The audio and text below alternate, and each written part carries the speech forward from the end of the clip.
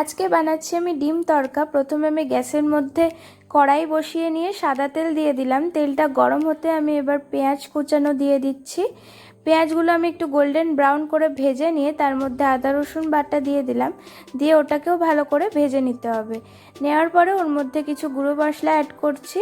হলুদ গুঁড়ো দিয়ে দিচ্ছি, আর দেব জিরে গুঁড়ো, আর দেব আমি লঙ্কা গুঁড়ো, আর দেব Kashmiri red chilli powder colour হওয়ার জন্য। এবার এগুলোকে ভালো করে একটু ভেজে নিয়ে তার মধ্যে আমি টমেটো কুচিগুলো অ্যাড করে দেব। টমেটো কুচি দেওয়ার পরে অল্প করে নুন দিয়ে আমি ভালো করে কষিয়ে নেব মশলাটাকে। মশলা কষানো হয়ে গেছে, দেখো আমি এবার একটু তড়কা মশলা অ্যাড করে দিচ্ছি।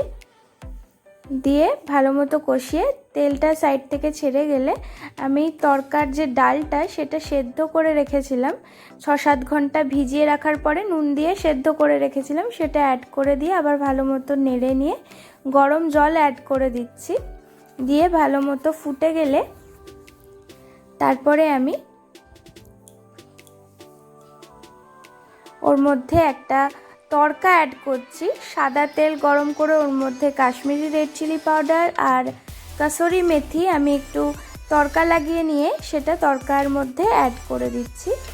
দিয়ে ওটাকে ভালো করে নেড়ে নিয়ে আমি ডিম ভালো করে ভেজে রেখেছিলাম, ডিমটাকে দেব আর একটু ফ্রেশ ক্রিম অ্যাড করছি।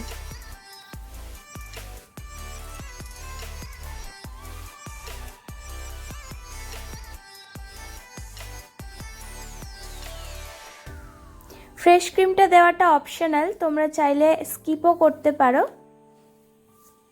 তো রেডি আমাদের ডিম তড়কা।